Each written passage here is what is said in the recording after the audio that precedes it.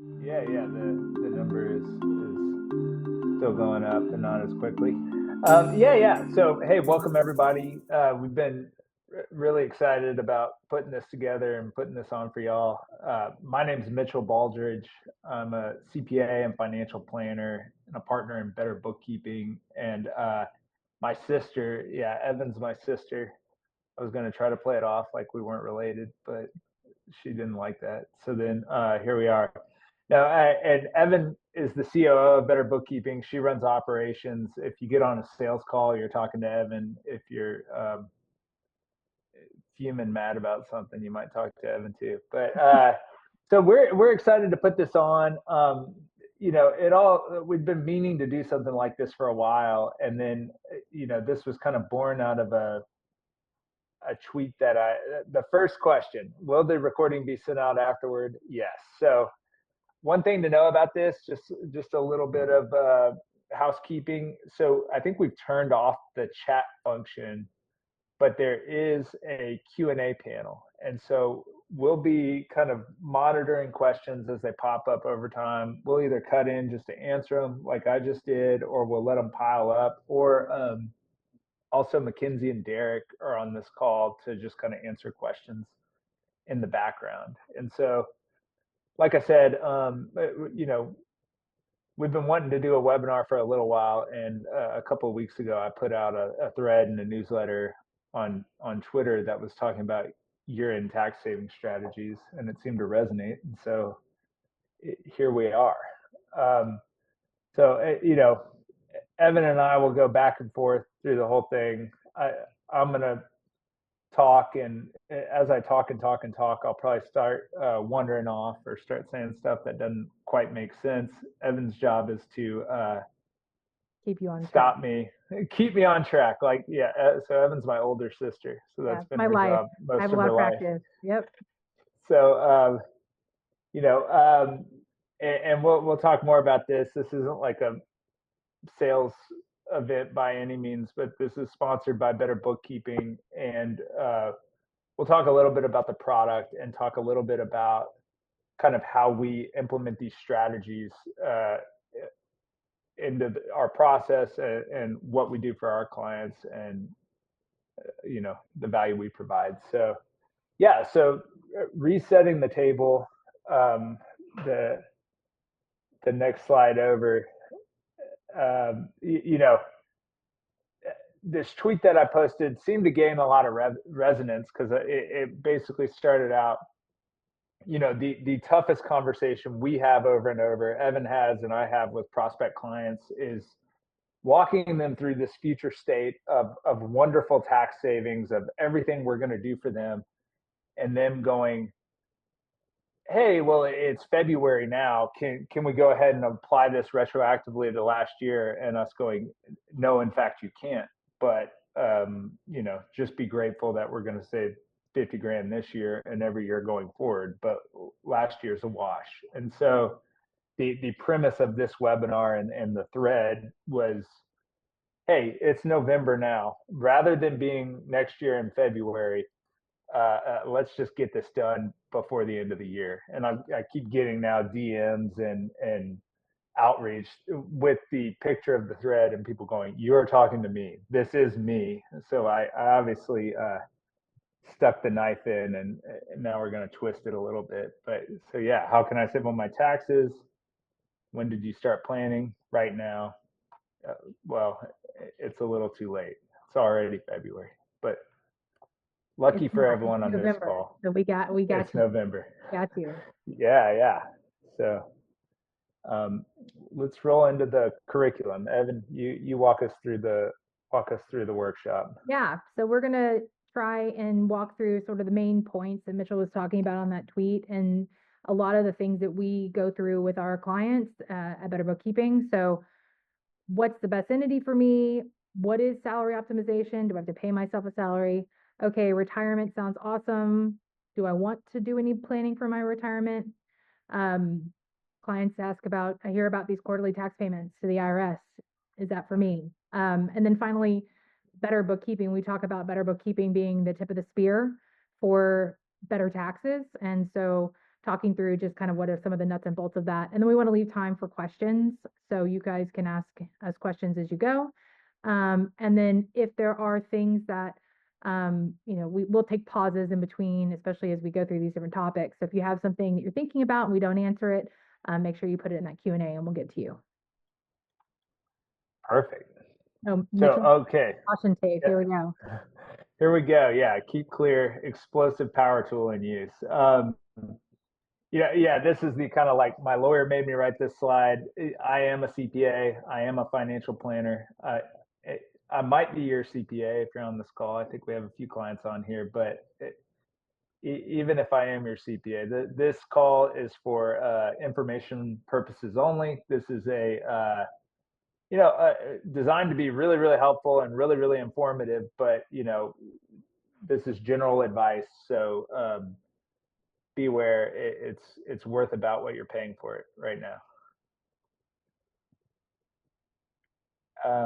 So jumping in. So yeah, I mean the tweet was a 5-part tweet. So we're going to walk through these 5 items, and then we're going to talk about a bunch more items and talk about questions at the end. But let's get right in. I mean, so the thing that people miss when they show up to this call in February that we just can't fix going retroactively is structure. And frankly, November might be too late to fix it, but it's at least right on time to get you set up and going forward next year. And so, another I think in tweets, and my life is in tweets. But the right structure is. So I had another like tweet series that we pulled this from. The number one question I get from clients: do I need an LLC? And so the as I said in the whole setup, LLC is not like a magical tool. It doesn't get you more deductions. No matter what they say on TikTok, it's not like you pay no taxes and then you set up an LLC and you walk through some portal to the bottom of the universe where taxes disappear. I mean, but we end up for the most part, clients who are better bookkeeping clients are the kind of people who set up LLCs. So what does that mean? They're making more than $50,000 a year and growing. They have some assets they want to protect, and they have some structure they want to build. And so the LLC is the beginning point of kind of where you get onto this tax planning conveyor belt.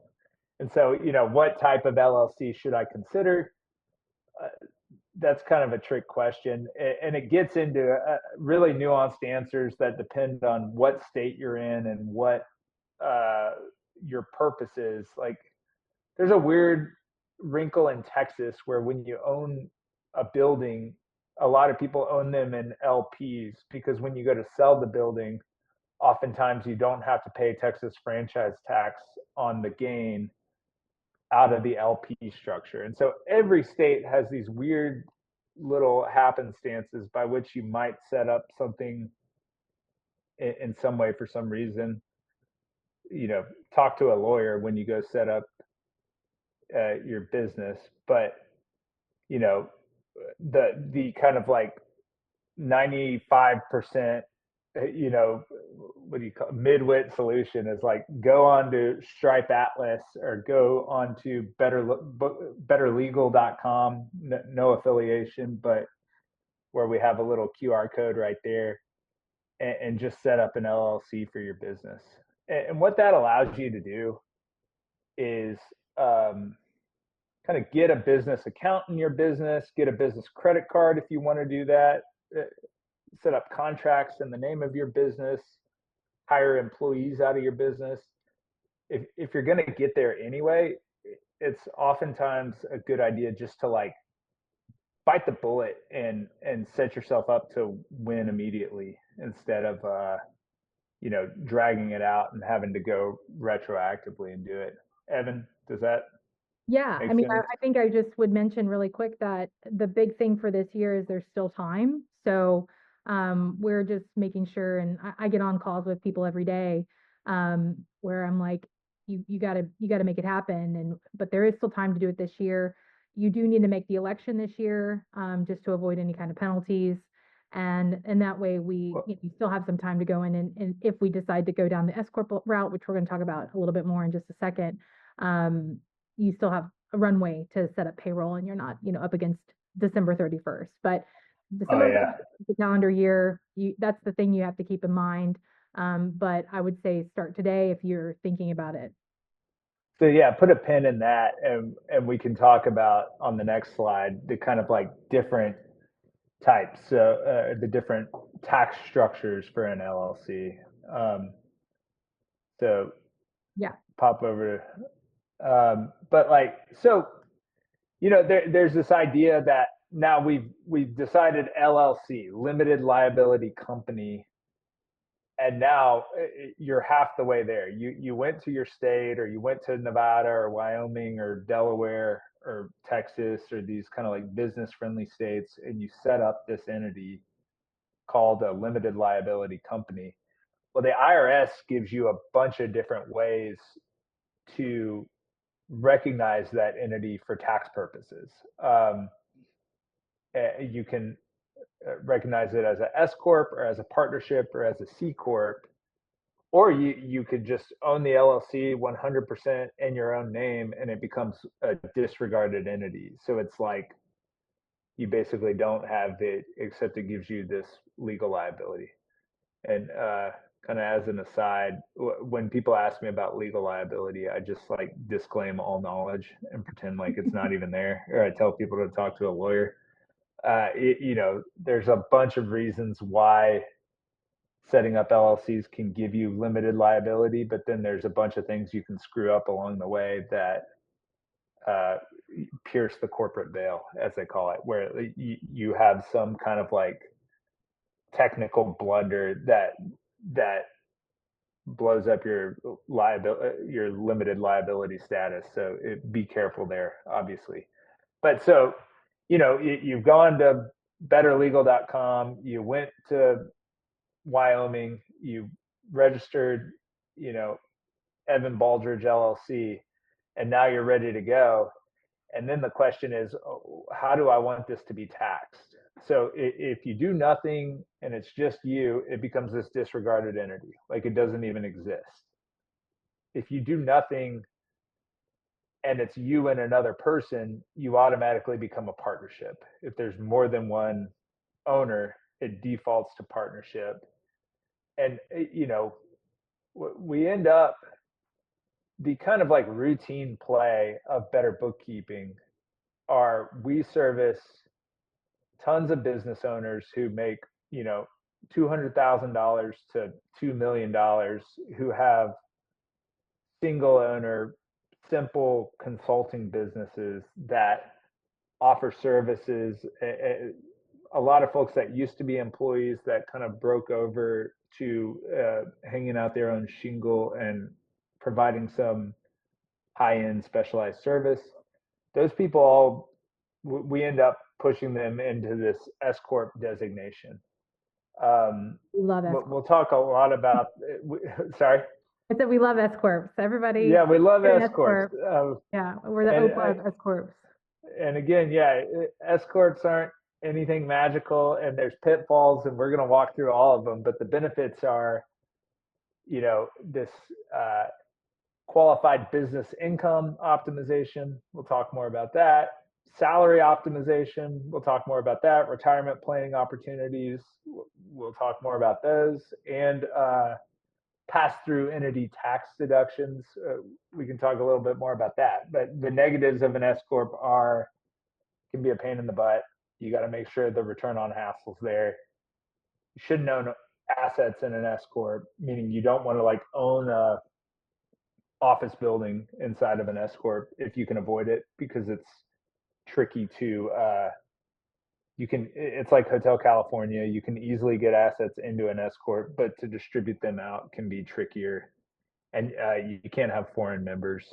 Um, we end up using partnerships pretty often for partners, and a lot of times we run this cool little structure. We seem to have a lot of clients on this, where these clients come in as partners, and we allow them to be partners inside of the partnership, but we give them each their own S corp where management fees go into it. One of the benefits is it allows for complex operating agreements. Assets can go in, can go out. What the negatives are, complexity. People think, oh, it's 50-50, but you read these operating agreements and they can be a lot more complicated than that.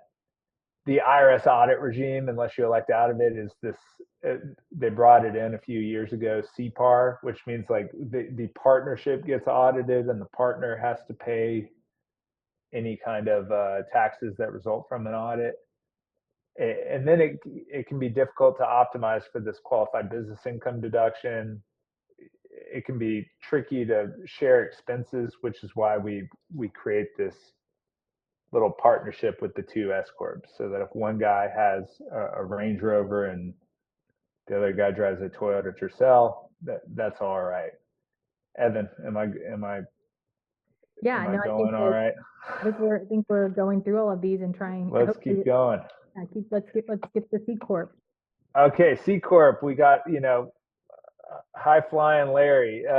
We there are the C corps that we work with primarily.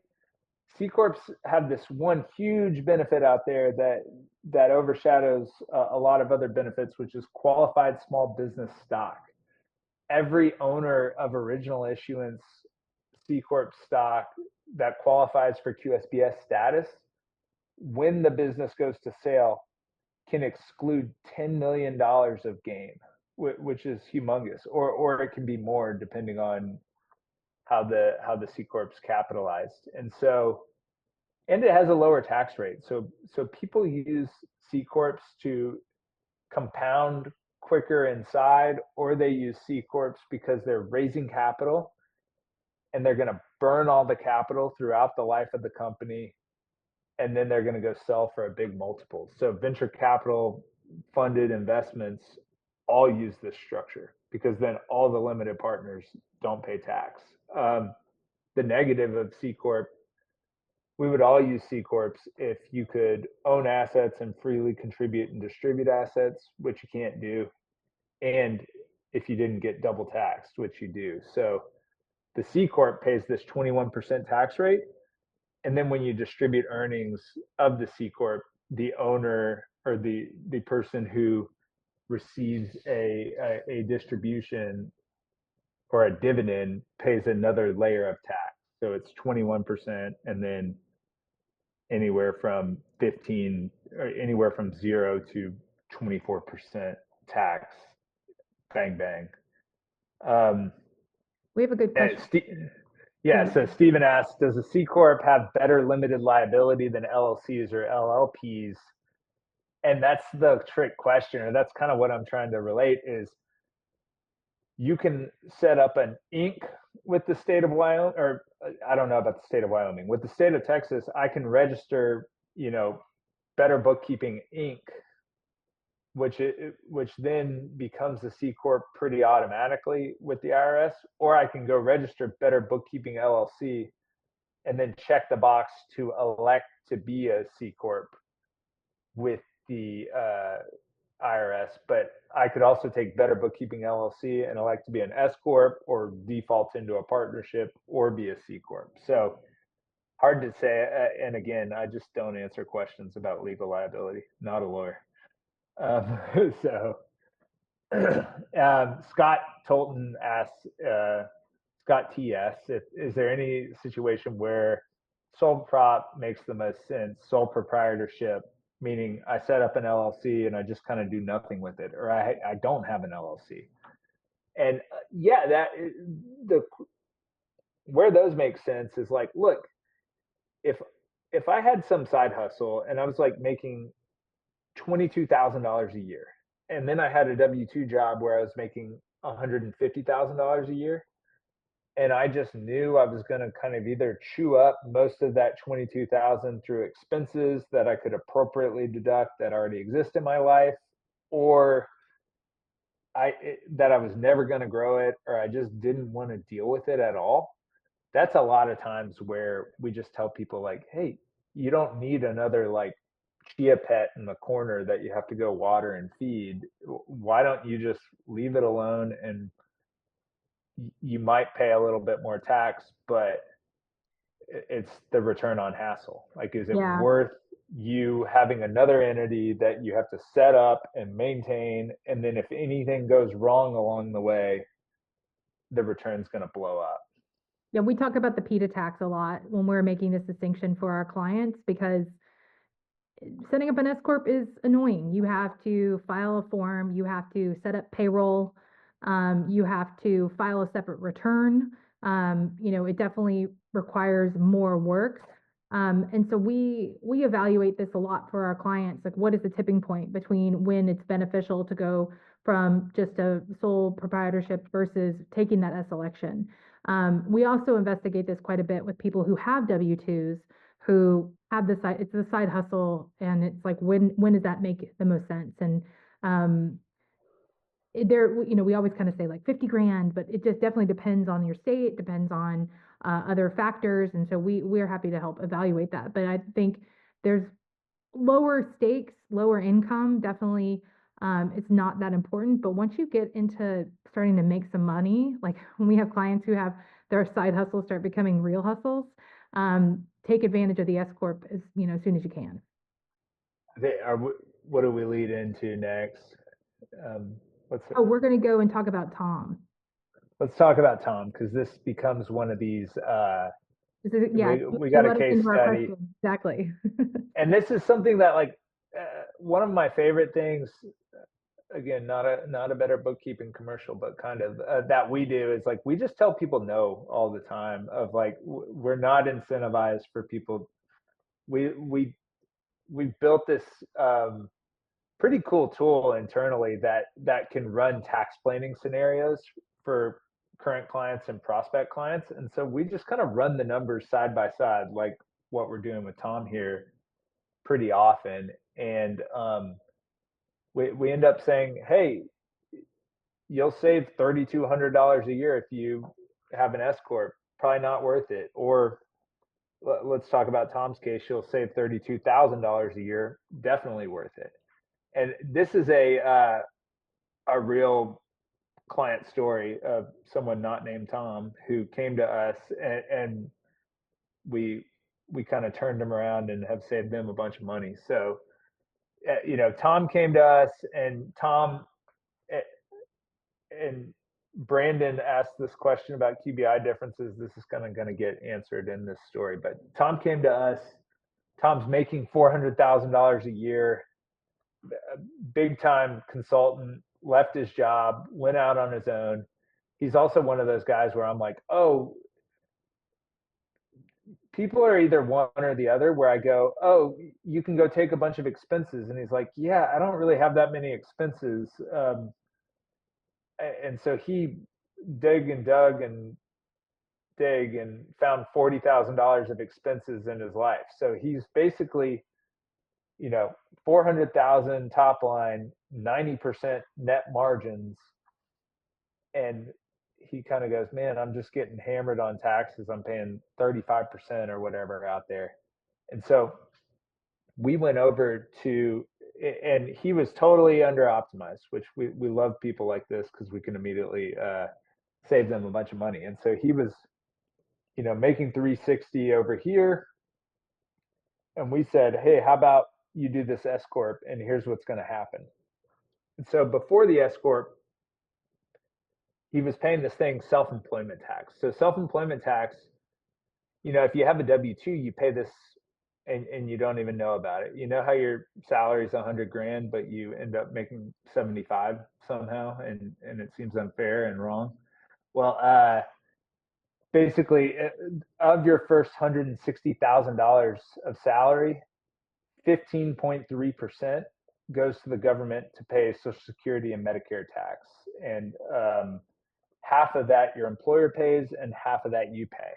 Well, when you become self-employed, you have to pay both sides of it. You have to pay the entire 15.3 on $160,000, and then beyond that, you have to pay 4% on just kind of everything to infinity without an S corp. And so what we did for Tom is we set up an S corp, and we paid him a reasonable salary that was a little bit lower than 160,000 because it just made sense. He wasn't making 160,000 when he went on his own, and it was kind of one of those like, what would it pay some? What would it cost you to hire somebody that does your job? And we settled on 150. So he's saving a little bit of self-employment tax here. Um, but what we were able to do is optimize his QBI, his qualified business income deduction, because he had a wife that worked as well, and so he phased out of QBI without the S corp. And so with the S corp, he was able to get this deduction, which turns out to be 20% of his overall net income. And so that ended up being this kind of big chunk of money out there. That was frankly most of the savings. And then the expenses were the same way. So at the end of the day, he was able to pay himself this salary, withhold out of the salary, save some self-employment taxes, save a bunch of money for this QBI deduction out there, and beyond that, he was able to optimize a retirement plan. And so that's what we do for folks, kind of, just to start. And you can only kind of run that whole magic trick once, but it compounds because he just saves that money forever. Um, so, Evan, any comments? Did that all make sense? Was that a linear Yeah, I story? mean, I think that Cool. we, I think that hopefully this, I mean, granted, this is a highly, high level Yeah. example of this, but this is definitely one of the biggest, options for making tax savings, and this is why we're, always pushing or talking about using this corp to your advantage where you can. Yeah. Yeah. So here, let's keep rolling on. And if y'all have questions or clarifications, just pipe in the Q&A.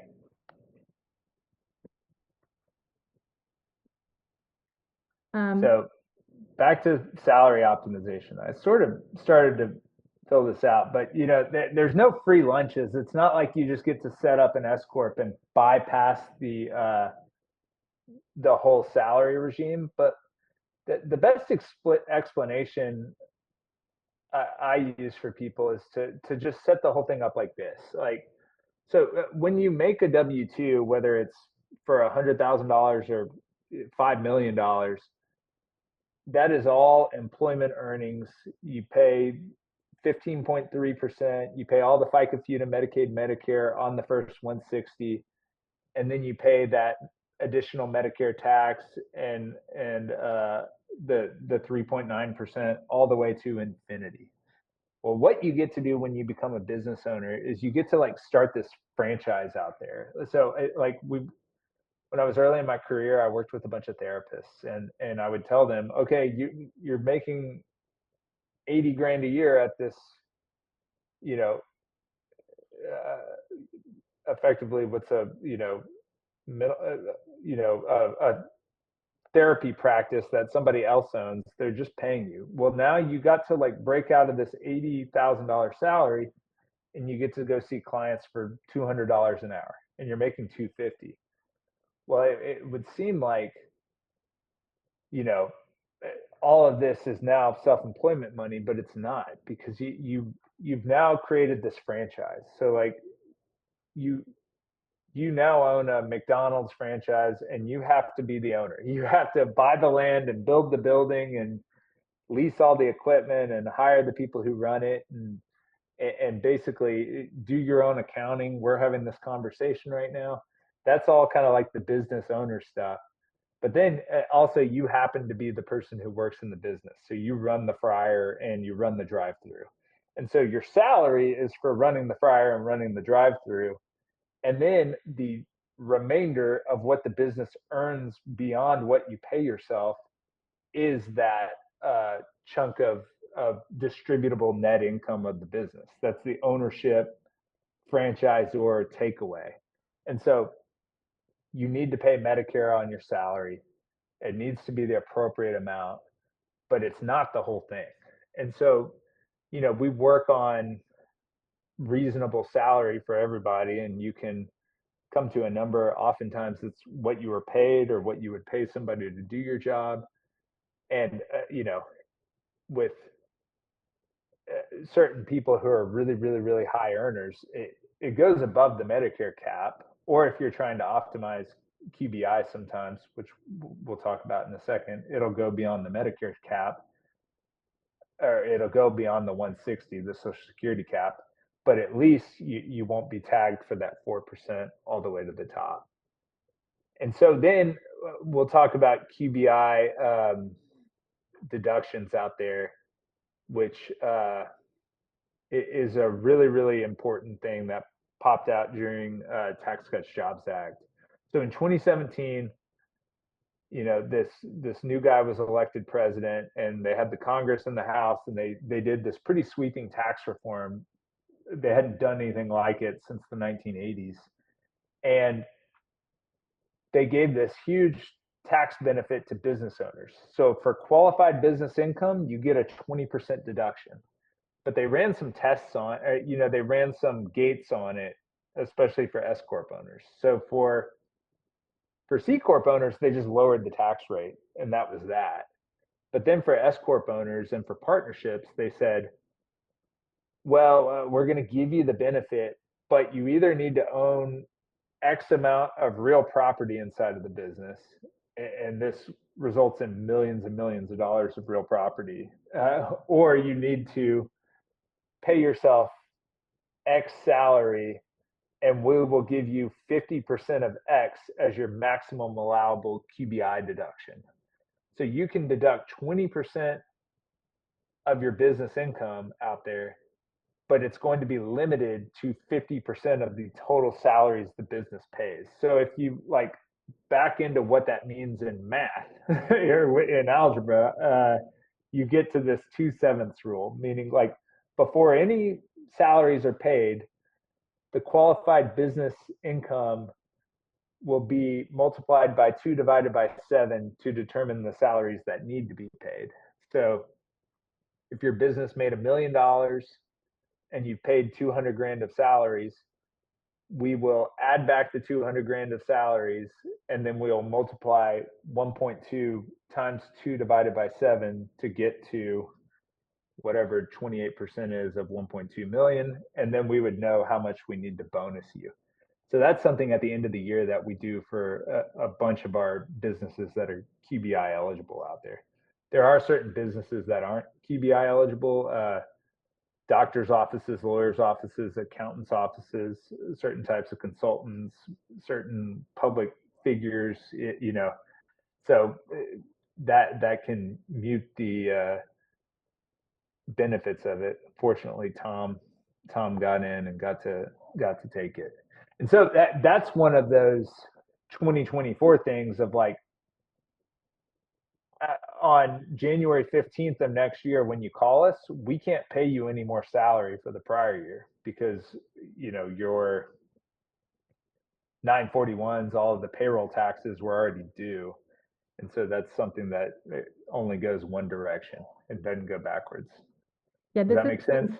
This is something we're actually working on. As we're going into end of November, December, for a lot of our clients who are QBI eligible, is just going in and making sure that they're fully optimized. You may think that you're going to make, or you're pacing to make 200 grand a year, and then all of a sudden you kill it in Q4. We try to make sure that 2/7 rule is really proportional and in effect for our clients. And so we have, and we will continue to go back to them and say, hey, if you pay yourself, 10 more grand in salary, or pay the payroll taxes and, all the things that need to come from that, you will save X amount in tax. And it's usually a no-brainer to go ahead and make those things happen, because we want to make sure that you're tapping into as much QBI, optimized QBI as possible. This scales also to infinity of I've had businesses where we say, hey, the 4 partners need to pay themselves bonuses of $6 million at the end of the year so that we can optimize and in doing that and then aggregating the QBI correctly, each of you guys is going to save, you know, 600 grand in tax or whatever that means, you know. One question we So, got, Mitchell, is the S election a one-way street? So that's a good, yeah, it definitely is because you to dissolve once you kind of like once you strip out the S election, it becomes a C corp, and then you have to liquidate all the assets, and you can be subject to double tax. It's probably easier to liquidate an S corp than a C corp, but again, that's why you don't want to own assets in it because the built-in gains tax starts to get tricky, and also, yeah, it's a one-way street in the sense of like trying to unwind. There's this 5 year rule where you can't really unwind and you can't elect and then unelect within a 5 year period. And then effectively, when you try to become a partnership out of an S corp, you end up just liquidating all the assets into a partnership, and it becomes a taxable event, and it becomes kind of tricky and messy. So, um, and yeah, last quick question about QBI, and then we can move on, is, are there sure. any downsides versus benefits of QBI? I mean, the downsides are you're paying yourself more salary. Um, like, no, you're going to take a 20% deduction, and you're going to, yeah, you're going to, and then you're going to have to kind of like, I don't see reasonable compensation audited very often, but you could have lined up in sort of a funny situation where one year you paid yourself a salary of 150,000, and then the next year you paid yourself a salary of 450,000, and then the following year you're back to 150. And you probably have to like back into some comp plan of why it made sense that you did that, but it would seem to be an economic reason that you would bonus yourself anyway. If the big problem is the regime's all ending. People have asked this about the expiration of Tax Cuts Jobs Act. Everything's expiring in 2026, or all the stuff for the business owners, for the small business owners, is expiring. All the stuff for the big business owners is staying, in effect.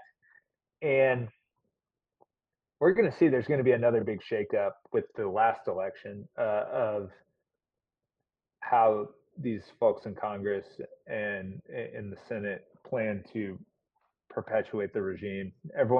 Someone already asked, will all the like carryover benefits be retroactively carried back? And I don't know. I mean, the last time they passed a law, uh, they were trying to get a law through. They got it through the House, and we're trying to get it through the Senate to like retroactively restore bonus depreciation. And it was planned to be retroactive, but the law died, and so who knows what the next one will look like. And last quick question, I'm going to switch slides because we have more stuff to cover. It is not too late to go ahead and do an S Corp election this year for 2024. Can't do one for 23 without crazy penalties, but you definitely, we can still go in and work on that. We are taking some of those, retroactive elections for 2024 right now for some of our clients. Yeah. And I'll say one more thing about that, which is like, yeah, people call you in December and go, hey, can we like jam all the income I've made from January to November into this S Corp? And it's not too late to take an election back to the beginning of the year. You can take this late S election out there up to 3 years, 75 days late. But it might be too late to start a new LLC today and jam all the activity from January to October 31st into the new LLC and try to like nominally distribute it all. But that's something. It's definitely too late if you don't set up an LLC until next year. So but you might already be too late, just depending on how you think about it.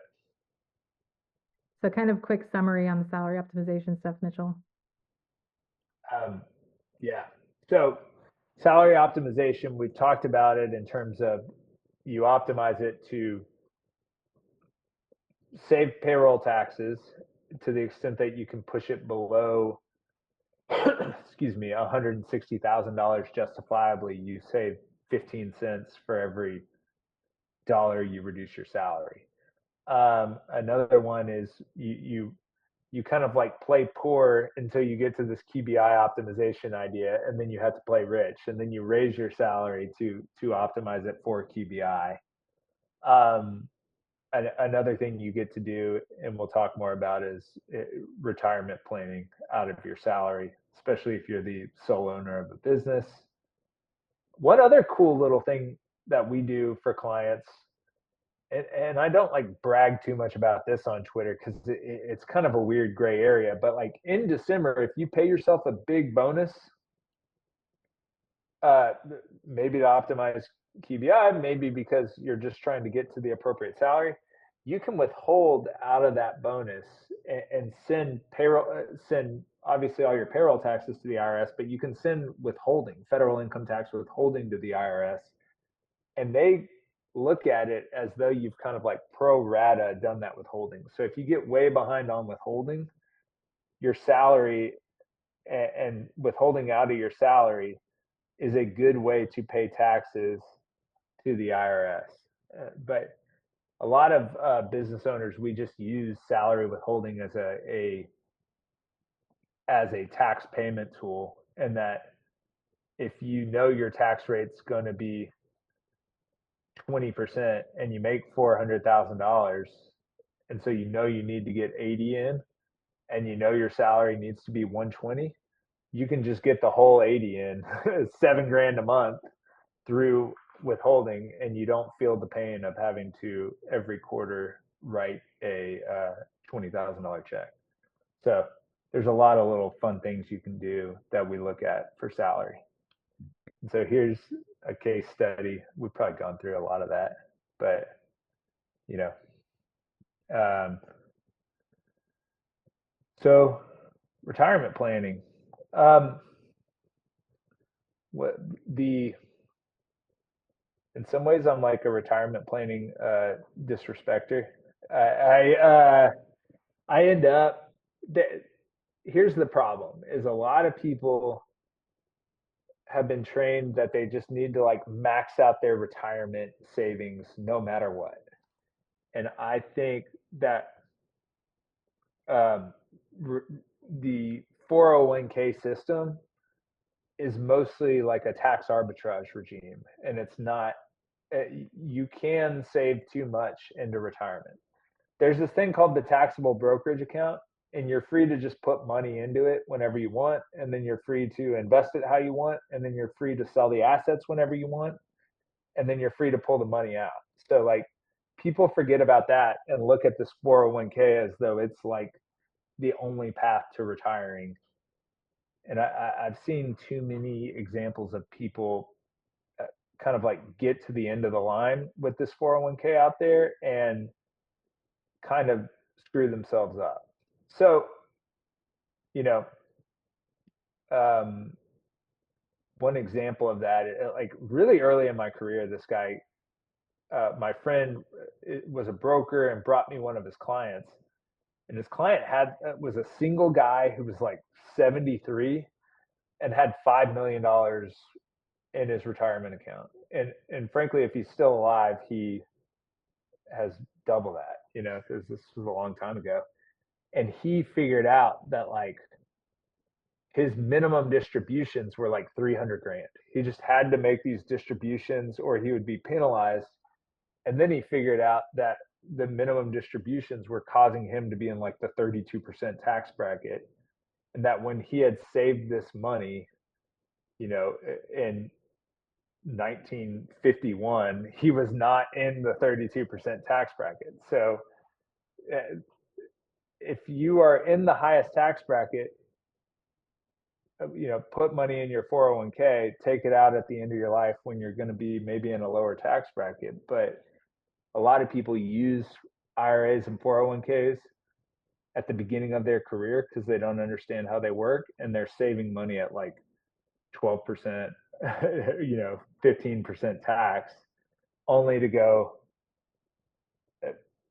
pay it, take it out and pay tax at a higher rate at the end of their life, or die and give it to their kids, and then their kids are forced to take it out in 10 years at like the highest tax bracket. So, um, We're but not, we're not going to get too much into like the retirement planning world as well. I think there are a myriad of things to go through, and there's financial planners out there that specialize in this. But I think the ones we hear the most about, or we're kind of I get asked the yeah, most about, is like what about 401k versus SEP IRA, and why do you do which? And so that we have a slide to kind of talk about that, since that is uh, that's a question I hear a lot.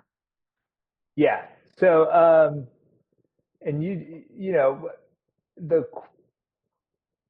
the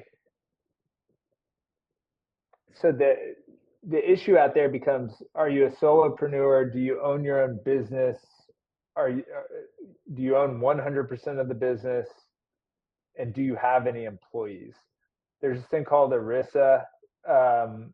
There's this whole government agency that tries to ensure that business owners don't give themselves Cadillac healthcare plans and Cadillac retirement plans while giving their employees, Ford Pinto retirement plans. And so, a lot of business owners who have no employees set up these kind of really complex plans that, end up kind of serving them. And then when they go hire employees, they can end up causing problems. So, yeah, I would say that, the 401k is great. Lots of people use it. It allows you to put a bunch of money away. Um, the SEP, a lot of people use those when they don't have S corps. You can put a little bit less away. Um, you know, and it just depends. We kind of look at this on a client by client basis and try to come to the best arrangement based on how much money they want to put away, how much complexity they want to derive, how many employees they'll have over time. And so it's something that you get a lot of control over once you become your own boss, that you frankly don't have any control over when you work for someone else. So, Yeah. And we always love to mention the kind of play the market, as Mitchell was talking about in his original um, piece, but there's a lot of other things. It's like cash is king, it's tax savings now versus tax savings later. So this is definitely something to talk more about. It is an area where everyone, I feel like, out on TikTok is talking about, oh, you can save all this stuff for retirement. And so there's a cost benefit analysis that happens with all of it. And um, definitely we go case by case with our clients. We talk to them about what their strategies are, what are their tax saving, what do they want? Is cash more yeah, important or long-term tax, long-term stability? A lot of it's just a preference. So I would say just, continue to ask these questions and work on getting this tailored for you. yeah. Someone said, well, you're one more thing to mention about retirement planning. Someone said, well, your investments compound tax free in a retirement plan. That's true. One thing you can also look at is solo Roths, or Roth 401ks. And we just did one of those for a client uh, who's had it for several years, a mega backdoor Roth kind of deal, where he's gotten like probably $400,000 over the past several years into a Roth. So there's a bunch of levers to pull. Asset. Everyone's talking about asset allocation. No one's talking about asset location. Um, um, you know, Google mega backdoor Roth. It's a way to get the $69,000 into a Roth IRA and pay tax today, rather than you know putting it into a tax deferred account out there. All right, what's next? We're rolling. We're at 2:51, so we got to keep going. Yeah. Quarterly tax payments. This does a good job. This shows our whole kind of like internal engine that we built for quarterly tax payments. One of the best things we do at Better Bookkeeping is we have this kind of reliable system of giving clients a quarter by quarter breakdown of kind of where they are in their annual tax journey. We basically say, hey, you owe New York 9 grand and you owe the IRS 31 grand, and you better pay them. And that's because we've kept their books internally, and then we run a tax projection. We can take a minute to talk to them and say, is this how the year's going to go, or is the year going to go to heck, or is the year going to go you know triple from here? And so the bottom line is the IRS wants to be paid as you earn money. And the old saying goes, if you had to like pay the IRS in cold hard cash out of your paycheck at the end of the week, you'd have a riot, like the whole country would go to war. But they do a good job of withholding money out of our paychecks. And so when we go to work for ourselves, the withholding stops, and we get the great feeling of writing the first $25,000 or $250,000 check to the government. And it's an awful feeling. And what we try to do is look at your tax year and plan ahead and kind of understand what you're going to pay for the year, and then how you're tracking towards what we thought you were going to pay for the year. And we give you the kind of two numbers of, if you want a safe harbor, and safe harbor is this idea of like, if I won the lottery tomorrow, what would I need to pay to stay, to not suffer penalties from the IRS? So you see this a bunch. Someone sells their business and gets the biggest pile of money they've ever seen, and you just go, look, if you pay 110% of last year's tax, you're square until April 15th. And furthermore, here's what you're going to need to have socked away to pay on April 15th, but you can go let that money earn interest in a treasury market rather than sit at the IRS and be paid in full. So what we try to do is help people understand the taxes they're going to pay, when they're going to need to pay it, and how little they can pay and how much money they can hold on to if that's what they want to do, you know? So we try to get everybody, their quarterly estimates. We laid out some of the deadlines that are on here. We obviously always recommend you pay your quarterly taxes. You can get charged penalties and interest by the IRS if you don't. Yep. So caveat, caveat, caveat. January 15th is the next date that's coming up that people should be aware of. Those have gone way up too. Like in the ZERP regime, in the zero interest regime, these penalties were like 4%. Now they're like 7 or 8. So the people who are like, look, I don't mess with penalties, or I don't mess with estimates, I've started talking to them and just feeling like, look, pay the IRS. I know it sucks, but just do it. Come on. Why delay the inevitable? All right. Oh, and the fifth is Better Bookkeeping, which I know it's Should have been the first. That should have been the first thing, right? So. Well, it's too boring.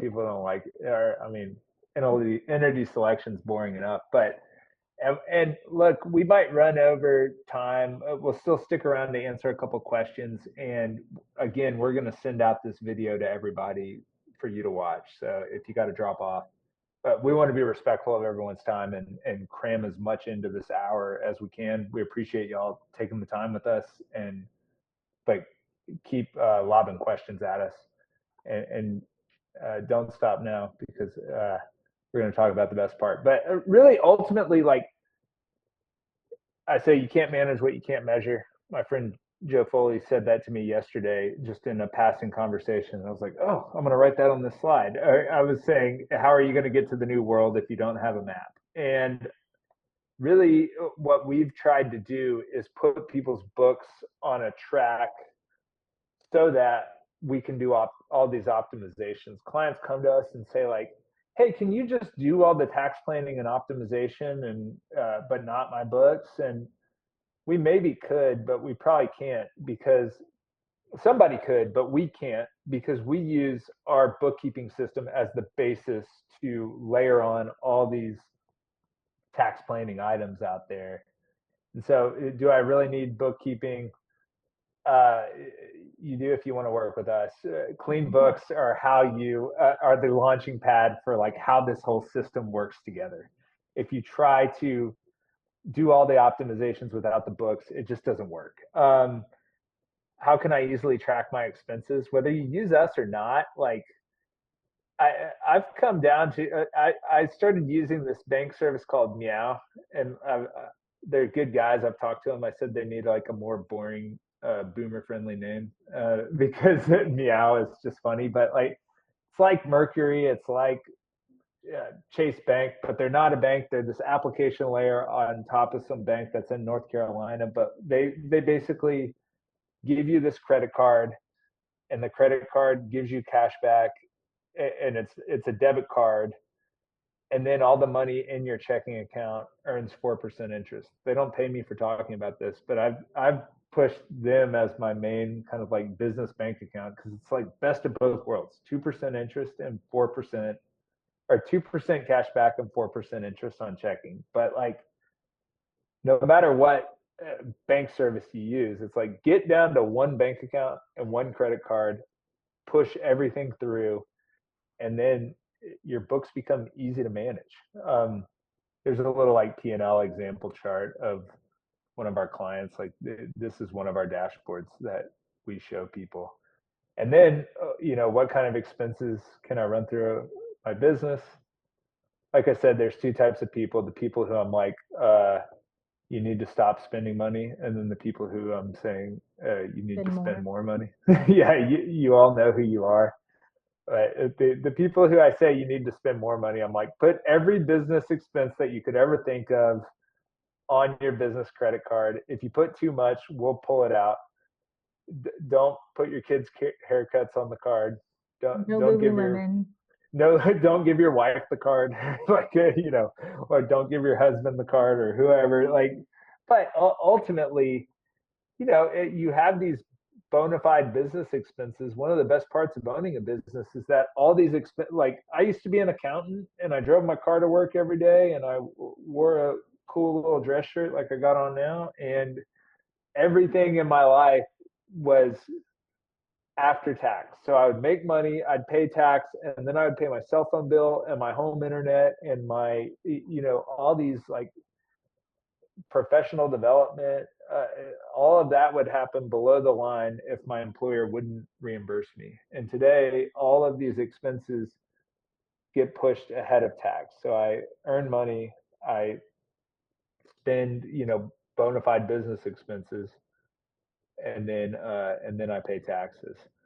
So And um, we always talk to our clients about what these categories are and, if there's yeah, questions about them and what is reasonable and, there's some guidelines that we go through, but the best part of all of this is like, especially when you connect to a bookkeeping software, is all these things come in. It keeps it a lot more simple to know what needs to done for be, you. yeah, done for you Yeah. books. And then the other pieces, then we understand how much money you've made, how much money you've spent, and what your tax liability looks like. So it all kind of goes hand in hand, um, especially if your books are clean. Flip to the next slide. And so, look, if you want to hear more about better bookkeeping, we'll flip a link out. You can go to betterbookkeeping.com and search like start now. You can email Evan, EVAN, at betterbookkeeping.com and just say now. We have a special offer for people on this webinar that if you sign up by December 15th, we will waive your catch-up fees. So we'll basically like catch you up for the year and get you organized going forward. So that we'll break in to say that, and then we'll go back to BOI. There's this is not fun, but there's this new regime that overreaching hand of the government has rolled out, which is business owner information reporting. You can click that QR code or follow that link. Basically, the long arm of the government is demanding that you tell them who owns your business and who you are, and upload a picture of your ID and all that. And if you don't file by January 1st of 2025, you could be penalized up to 500 grand a day and probably go to jail or something. Ironically, like 20% of businesses have done this. We've been kind of soft pedaling it all year because we thought it would go away, but I don't think it will, Yeah, or we're maybe it will. really we're pushing this with our clients because it takes 5 minutes. There's out Yeah, you can go out and you can do it yourself. There's services out there that'll do it for you. But we're just saying to our clients, go ahead and do it. Just be safe. yeah. Any LLC that you have, no matter what the type is, just go ahead and fill out the form. And it should definitely give you the info. Better safe than sorry is our stance on this right now. Yeah, and if you want to DM me if you want to pay me to do it, but just do it yourself, please. Um, you know, it's just one of those things. Like Evan said, it just doesn't take that long, and it's easier to just bite the bullet and go do it online. We also So put together a list of kind of other areas of things that you can talk to. We're not going to go through all of these because there's a lot, but these are things, that hit all the time. We get questions about these, so these are things to consider. I don't know that we need to go through that we have time to go through all of them. I think we'd rather go through here, questions you guys have, but we can talk kind of touch. yeah, I mean, we're talking about like end of year. What can you do by end of year? Go spend a bunch of money.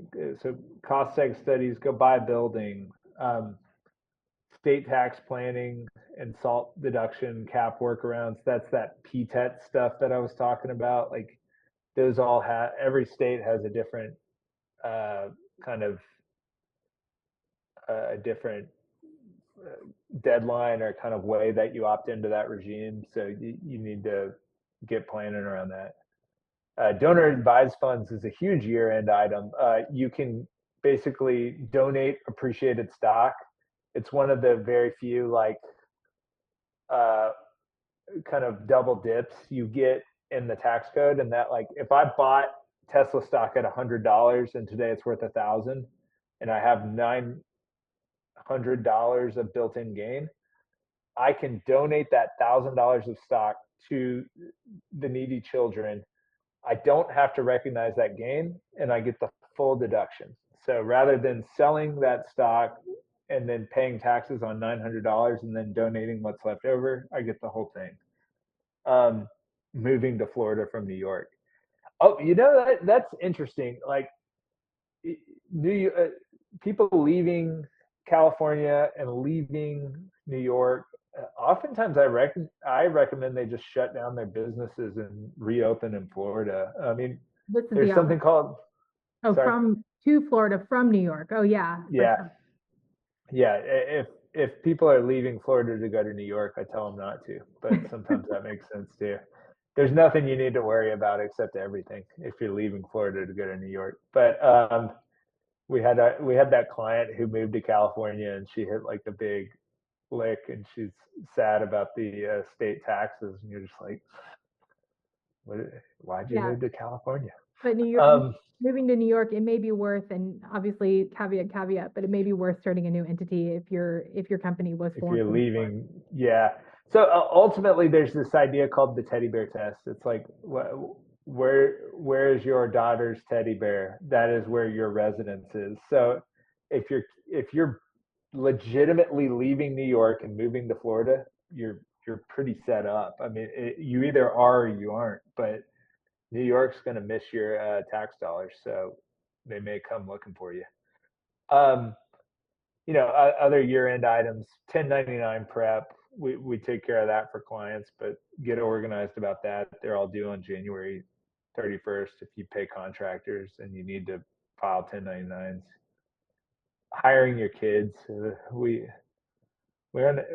There's some of these like TikTok tax ideas that again, is the juice worth the squeeze? Like there's clients who I tell them hire their kids because they're like one of the best ways to hire your kids, or if your kids are like college age, 19 or 20, and actually do work for you, and you're a high earning person and you're not really getting tax benefits for your kids, send them out on their own and make them basically poor people. And they pay no tax, you save some tax. um, the Better Center says section 179. So the hook of the whole webinar was tax planning is way more than just buying a G-Wagon, but you can also buy a G-Wagon. You can go pre-fund expenses if you're a cash basis taxpayer. Or the whole thing about the truck at the year end is that you get to walk into a car dealership and plunk down $1,000 and walk out with a truck and a $79,000 loan. So you don't save a dollar by buying a $1 truck. You don't save $80,000 by buying an $80,000 truck, but you can save 30 and get a big loan out. So yeah, loss harvesting, Roth conversions. Roth conversions are a way to take um, pre-tax retirement funds and recognize income by converting them over to Roths. I'm doing that with a client now who has put a big asset into service and has a big net operating loss this year. And I'm like, you don't want a loss. You want to make 200 grand and sort of pay no tax instead of making negative 50 grand and literally paying no tax, because you want to run through those low brackets if you're a high bracket person. So One other thing yeah, that's here is just health insurance prepayment, but just any kind of prepayment. We're offering yeah, something for our clients where you can pay annually and save money, but that also the benefit for that, and a lot of companies, marketing firms, other people will do this, is that if you're making a lot of money this year and they're looking for a place to raise expenses, it's a good thing to look into.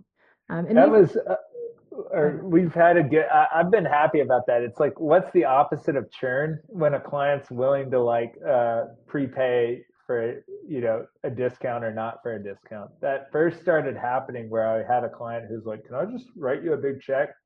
What am I going to pay you next year? And I'm like, yeah, man, pay away. I'll take you. When someone offers you a check, you cash the check, I guess, right? But So these are things that we can always talk more about. Feel free to follow up with any, if you have any questions, we're still here. Our Q&A bot is open. I'm going to put the Better Bookkeeping link back on the screen if you guys want to check it out. You can always go to the site directly and set up some time to talk more if you do have questions. I know Derek has been answering questions throughout this and has been sending a lot of people to us because there are not one sentence answers. But there is a question we kind of have gotten a few times, Mitchell, I think about if you have an S Corp, is an S Corp beneficial if you have a W-2? Is it worth yeah, paying payroll and all those extra things? So I'll let Mitchell answer that one. yeah. So we get a bunch of people who have like larger than $160,000 W-2s, and then have larger than $100,000 side hustle kind of income out there. And is an S corp worth it? And that's whether it can push you into being able to QBI optimize, because that's a big deal. Like if you pass the phase out for QBI optimization, um, then you definitely want an S corp. Um, and then you have to pay yourself a salary out of the S corp. The other thing is, you know, like for like I have a physician client who out of a S corp makes like 3 million bucks a year, and uh, and he has a W-2 as well, and we made it an S corp, and then pay him a salary out of the S corp that's like 250 grand or something. It's or maybe 300, I forget. He doesn't get QBI because he's a physician, But what it did was put a cap on that 4% additional Medicare tax. So everything between the 400 grand and the 3 million bucks doesn't get taxed 4%. So it comes out to be a bunch of money. Um, so look, everyone's different. Every situation's different. I'm just a guy who gives out advice and sort of runs numbers side by side. And look, the return on hassle idea is real. Of like people make decisions to their own financial detriment because they just hate hassle, and I get it. I hate hassle too. So we've tried to build this service to leave in a lot of the benefits and tease out a lot of the hassle. But I mean, look, this is not the best part of you did not go into business to do your own books. Like this is not the fun part of business. I wish it was. Or I guess if it was, I wouldn't have a job. Um, Another Q&A. Does it make sense to convert an S corp to a C corp to capitalize on QSBS in case of a company sale? Like that's a kind of it depends. I mean, you have to have original issuance stock. So like it really like getting into the weeds of QSBS conversations, especially with conversions, you need to talk to like a qualified attorney who can give you the advice because at the bottom of QSBS, if you get it wrong and you kind of reshaped a lot of how you run your business to make sure you got it right, at the end of the day, if you find out you got it wrong, you're a bozo because all you did was make your life a little bit harder for like 7 years, and then you screwed it up and didn't get the benefit anyway. So if you're relying on QSBS to save a lot of money in the event of an exit, go get very specific advice and pay a lawyer some money and get a letter that makes you feel pretty good.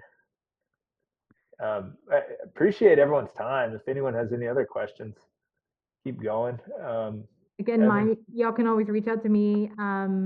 If you set up time on our site, that will generally set up time on my calendar. And it's Evan, EVAN, at betterbookkeeping.com. So, we're hoping that all of this really spoke to you. These are the things that we talk about with our clients every day. So, if there's anything you want more info on, definitely let us know. We're always interested in hearing feedback, and if there's things that we should expand on, we can always do that at a later date.